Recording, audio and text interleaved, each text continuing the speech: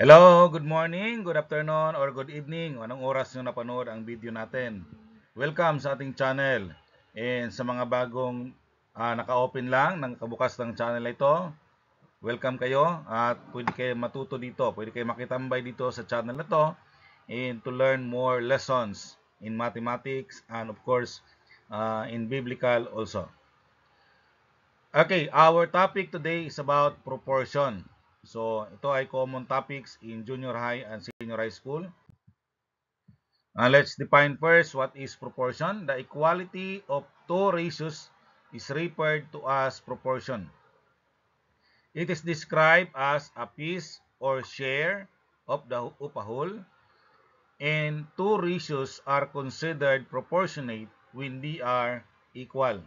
So yung dalawang ratio, last time we talk about ratio, yung dalawang ratio, kapag equal sila, so uh, that is what we call proportions. Okay? And then we have to discuss three different types of proportions. Okay. Now, in fraction form, again, ang atin pong ratio, pwedeng fraction form, pwedeng column form. So, for example, in fraction form, 1/2 is equal to 5 over 10. Okay? In column form, 1 is to 2 is equal to 5 is to 10. So, that is what we call proportion. In symbol form, A is to B is equal to C is to D. No? Or A over B equals C over D. We have types of proportions. Understanding the relationship between quantities, resolving variety of mathematical issues depend on the forms of proportion. The three primary categories of proportion are as follows. Okay? Number one, direct proportion. Number two, inverse proportion. Number three, partitive proportion. So itong tatlong ito ay atin pong pag-aralan. Okay, we have direct proportion. When two quantities rise or fall simultaneously while keeping a consistent ratio, this is known as a direct proportion. For instance, the ratio of their expenses is 4 is to 1. If a pen costs 28 pesos and a pencil is cost is 7 pesos. Okay, so since 4 is to 1, no, so directly. So, kung isang part nag-increase, the other part also increases. Kung isa ay mag-decrease, yung iba naman ay mag-decrease. Okay, kagaya ng yung cost, no? So, yung cost ng isa ay nag-increase, mag-increase din yung isa. Okay? O kung nag-decrease yung isa, nag-decrease din yung isa. Parang, ano ba, nag-aral ka ng 2 hours, ang score ng exam mo ay ganito, tumaas, okay? Usapan natin tumaas, 30, for example, 30. Out of 50, 30 ang nakuha mo. Nag-aral ka ng 3 hours, pwedeng maging 35 yung iyong score. Nag-aral ka ng 4 hours, pwedeng ma-perfect yung iyong score. So, as long as the more number of times in review, the more chances na tataas yung score. Okay? So, that is direct proportion. Kabaliktaran din, pwede ring pababa. No? Kung halimbawa, 1 hour ka lang nag-aral, so baka 20 lang yung score mo doon sa exam. So, formula in fraction form. So, we have A1 over B1 equals A2 over B2. Okay? And to find the missing value, let's say A1, ang gagawin lang natin dito, mag-cross multiply tayo. Okay, cross multiply lang natin yan. Depende kung ano pong hahanapin natin. No? So, in this case, halimbawa, A1 ang ating kukunin. So, A1 is equal to A2 times B1. Okay, A2 times B1. And then, remain lang natin si B2 sa baba. Okay? Now, kung halimbawa, B1 naman ang kukunin natin. So, B1, B1 times A2. So, ang equals niya, A1 times B2 divided by A2. So, si A2 ilagay natin dito, ipagpalitin natin silang dalawa ni B1. Okay, so kaya B1 is equal to A1 times B2 divided by A2. Okay? So, example.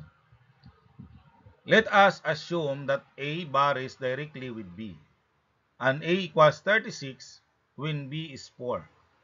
Using the direct proportion formula, find the value of A when B is 20. So, let's define the given. Ang A1 natin, 36. Ang B1 natin ay 4. And then, ang B2 natin, 20. Ang hinahanap natin ay A2. So, using our fraction form, no?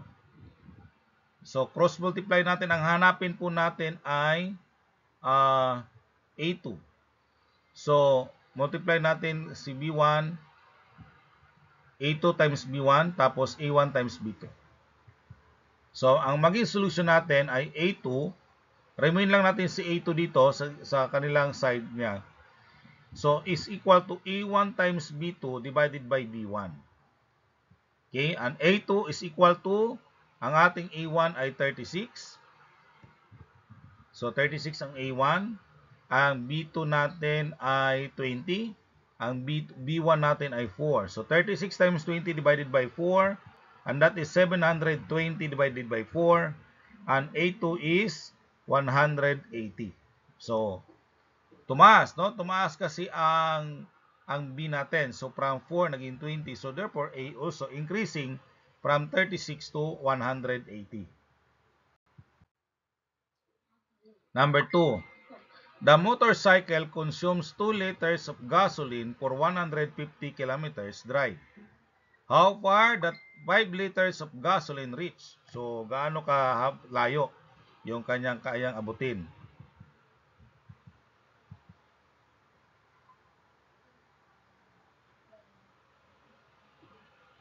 Okay, ang A1 natin ay 2 liters. Ang B1 ay 150 kilometers. Ang A2 ay 5 liters.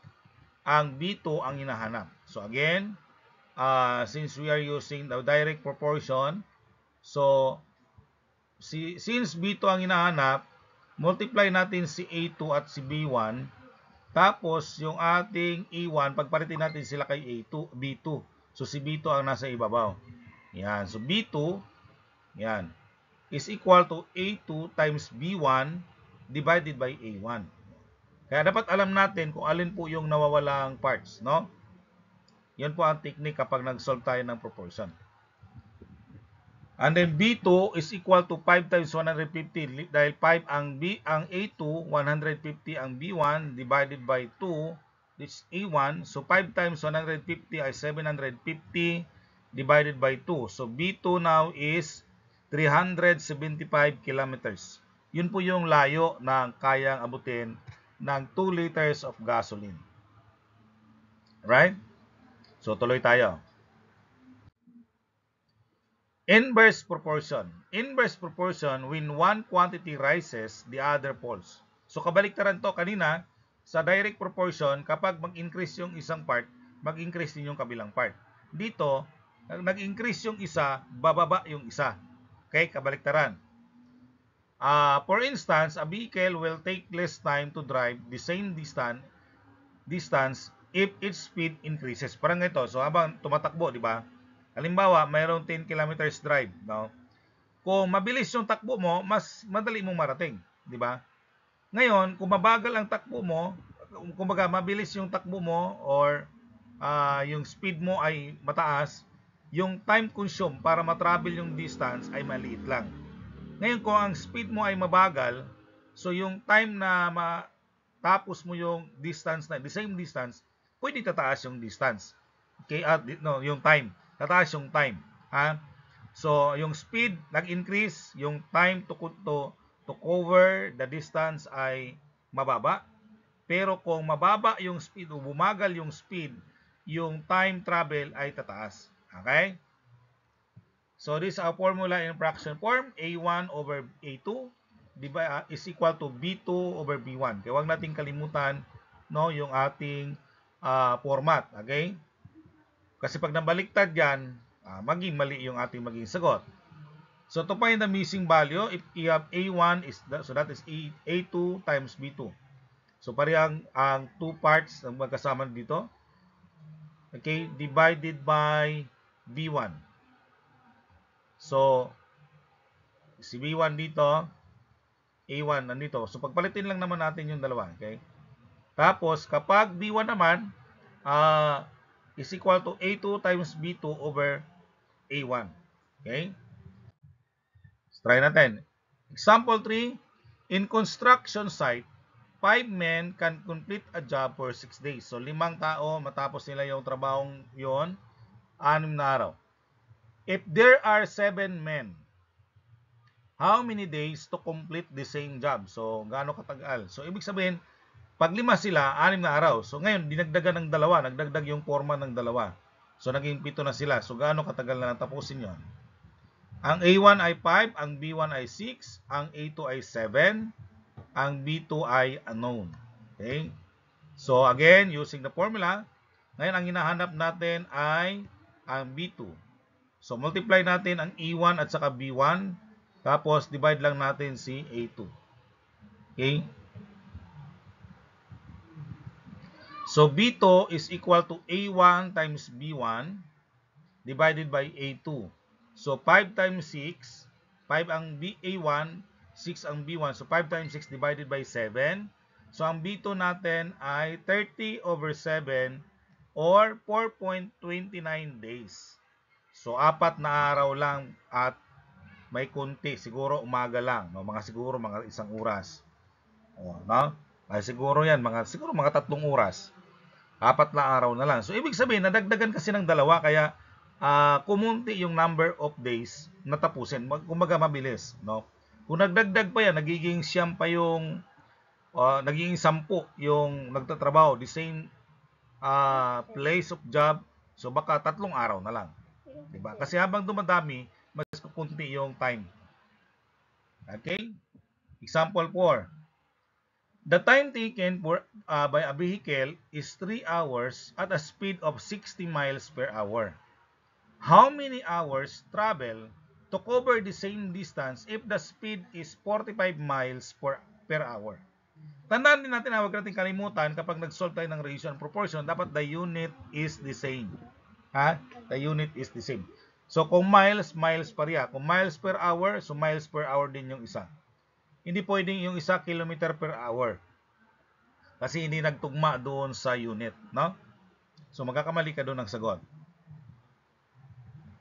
Ang given, ang A1 ay 3 hours, ang B1 ay 60 miles per hour, ang A2 ang hinahanap natin, so yung number of hours. Ang B2 ay 45 miles per hour. So, again, multiply natin, okay, ang A1, B1, tapos A2 at B2, pagpalitin na lang natin ang position. So, you have now A2 equals B1 times A1 times B1 over B2. So, that is 3 times 60. Okay? Divided by 45. So, ang A2 natin ay 180 divided 45. So, that is, ang A2 ay 4 hours. Bakit 4 hours? Kasi 3 hours lang matapos, matakbuhin niya yung distance na yun. 3 hours lang. Kung 60 miles per hour, ibig sabihin mabilis. Bumagal siya 45 miles per hour na lang. Bumagal. So, umabot siya ng 4 hours. Okay? So, that is inverse proportion. No? So, tumaas yung speed, mababa yung time travel. Bumaba ang speed, tumaas yung time travel. So, ganun po ang inverse proportion. How about partitive proportion? A mathematical concept known as partitive proportion refers to the division of a whole into parts in a particular solution. Okay? Formula in fraction form. So, we have, kapag ito ay division naman to, no? Halimbawa, kasi mayroon kasing ratio na pangmaramihan, no? 3, 4. Commonly kasi ang ratio parang 2 number lang, di ba? Pero pwede kasi 3, pwede 4, pwede marami. Okay? So, in fraction form, we have A is to B is to C, and so on and so forth. So, pwede is to D, is to A, depende kung ilan po ang gusto natin. And then, ang ating plus addition form is A plus B plus C. So, parang yung colon ay pinalitan lang natin ng plus. So, A plus B plus C and that is the whole. So, yun yung division. Okay? So, ang kabuuan, pinaghati-hati natin. Example 5. The ratio of the sides of a triangle is 1:2:3 and find the length of each sides if the perimeter is 120 cm. So, alam natin triangle, 3 sides. Okay? So, 1:2:3 yung kanyang ratio. At ang total perimeter ay 120 cm. So, ang given, let's say, ang side A is 1, side B is 2, side C is 3. And perimeter is 120 cm. Okay, solution natin, A is to B is to C. So, and that is 1:2:3. No? Plus natin, 1 plus 2 plus 3, and that is 6.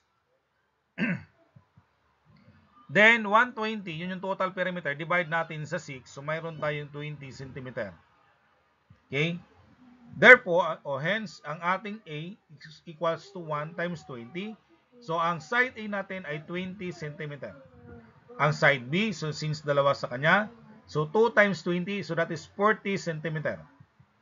Ang side C ay 3 times 20, so that is 60 cm. All in all, kapag itotal natin itong kulay red, yung lahat ng total ay 120 cm. Okay? So, yun yung side A, side B, side C. Yun yung kanilang side, yung length ng bawat sides, no, in centimeter. Okay? So, that is partitive. Example 6. The profit in a business for 1 month is 75,000 pesos. Peter and Mark divides this profit according to their capital share with a ratio of 2:3. Find the profit share of Peter and Mark. Okay? So, ang given natin, ang profit, ang let A equals Peter, and mayroon siyang profit share, capital share ay 2. Kay Mark naman ay 3. Total profit earned for 1 month ay 75,000 pesos. Okay? So, ang solution natin, so you have now A is to B. So, that is 2:3. Kapag i-plus natin, that is 2 plus 3 equals 5. Ang total profit ay 75,000. Okay, divide natin ng 5 and that is 15,000 pesos. Therefore, ang ating kay Peter, A is equal to 2 times 15,000 and that is 30,000 pesos. Yun yung share ni Peter. Kay Mark naman, 3 times 15,000, ang kanyang share ay 45,000 pesos. So, yun po yung paghati natin doon sa 75,000. Okay? So, that is partitive proportions. Alright? So, activity 1, solve the following. Direct proportion. Okay, basahin ko. Let us assume that B varies directly with A and B equals 48 when A is 6. Using the direct proportion formula, find the value of B when A is 80. Number 2, if the cost of 8 kg of apples is 100 pesos, what will be the cost of 32 kilograms of apple? Number 3, Mario earns 3,000 pesos for 50 hours work. How many hours has he worked if he earns 4,320 pesos? Yan. That is direct proportion. Number 2, inverse proportion. In a construction company, a foreman claims that 8 men can complete a task in 42 days. In how many days will 14 men finish the same task? So, number 2, Jason runs in 20 minutes in a distance if he runs for 100 meters per minute. Okay? How many minutes to cover the same distance if he runs only 80 meters per minute? Number 3, suppose A and B are in an inverse proportion such that when A is 120, B is 10. Find the value of B when A is 80 using the inverse proportion formula. Alright? Number 3, In the class of 56 students, the ratio of boys to girls is 4:3. How many are boys and how many are girls? Number 2, Jason, James, Jared, and John form a business. Their capital share is 2:2:3:4, where 2 for Jason, 2 for James, 3 for Jared, and 4 for John. They agreed that the profit is based on this ratio. At the end of 3 months, they earned a total of 291,500 pesos. How much is their share? Number 3, divide the 81,900 pesos into a proportional parts of 2:3:4 for Anna, Eileen, and Isa. How much is the share of the 3 girls? Right? So, try to answer that one, and thank you very much for watching this video. I hope you learn from this lesson. Okay? Pwede nyo ito i-share sa inyong mga kakilala, kaibigan na nag-aaral ng mathematics, and especially solving these problem proportions. Thank you very much. God bless.